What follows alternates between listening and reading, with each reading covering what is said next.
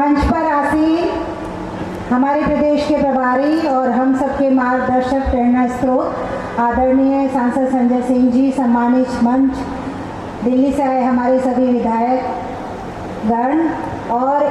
यहाँ जो सामने हमारे बैठे हैं और लगभग 2-3 घंटे से मैं देख रही हूँ, क्योंकि इस मैदान में मैं 11 बजे आई थी। उस समय हम देख रहे थे कि किस हद तक यहाँ गर्मी थी, लेकिन तब भी हमने देखा कि यहाँ बड़ी संख्या में लोग आ रहे थे, जा रहे थे। तो मैं ये कहना चाहूँगी सबसे पहले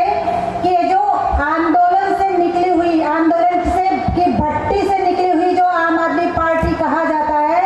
उसको अगर आज कोई जीवित दिखा रहा है तो वो आप लोग हैं कि इस भट्टी जैसे मौसम में भी आप लगातार यहाँ बैठे हैं, पूरे हौसले के साथ बैठे हैं। और मैं पूरी जिम्मेदारी के साथ एक बात और कहना चाहूँगी कि भाजपा के अंदर, गाजियाबाद के अंदर इतनी हिम्मत नहीं है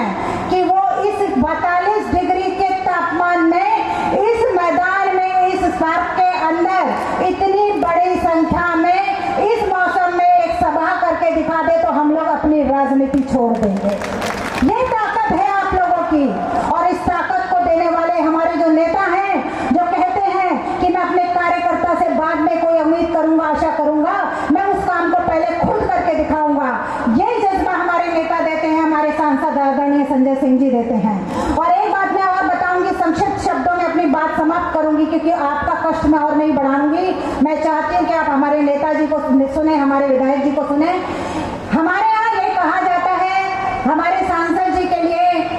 जब ऐसे कुछ जटिल उनको महसूस होते हैं कि ऐसे कोई निर्णय आए कि नहीं अभी यात्रा निकलेगी चाहे 50 डिग्री तापमान हो, अभी यात्रा निकलेगी चाहे 4 डिग्री तापमान हो, चाहे बारिश हो रही है, लेकिन एक एक कार्यकर्ता बाहर निकलेगा उत्तर प्रदेश का, कोई घर में बैठा हुआ नजर नहीं आएगा। तब हम आम कार्यकर्ता आपस में बोलते हैं कि माननीय सांसद संजय सिंह जी के अंदर भगत सिंह की आत्मा प्रवेश कर गई है, इनके अंदर भगत सिंह की आत्मा प्रवेश कर गई है। तो इनके दल में, इनकी टीम में वही आदमी टिक पाता है जिसके अंदर देश के अंदर देश के लिए अपना जुनून पैदा हो और अपना सर कटाने को तैयार हो। इस गर्मी की तो बात ही क्या है। मैं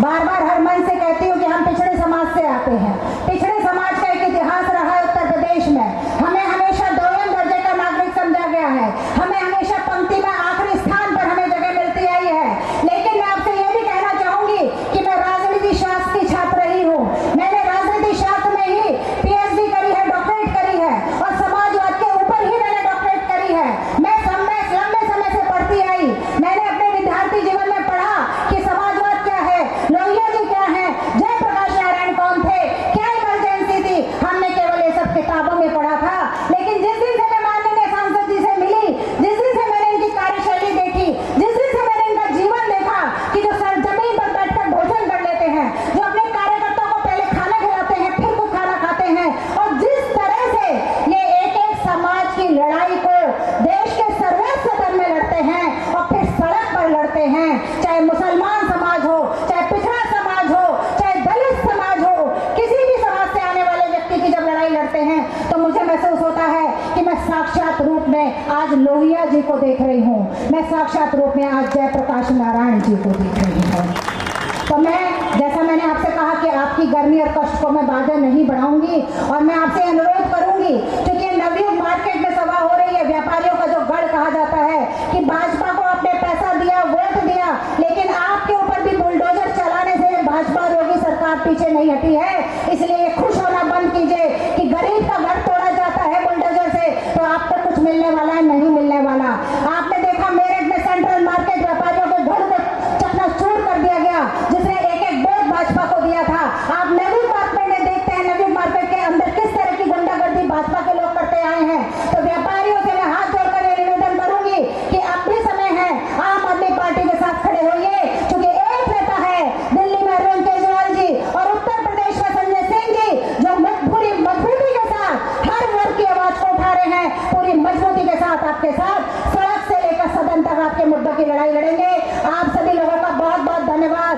पुनः मैं अपने छोटे भाई अंकुश चौधरी जी और निमित भाई को, निमित यादव जी जो गाजियाबाद के जिलाध्यक्ष हैं, और गाजियाबाद के तमाम साथियों को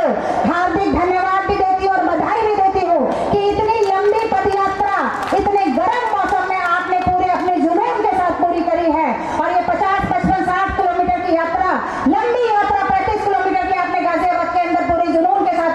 है। आप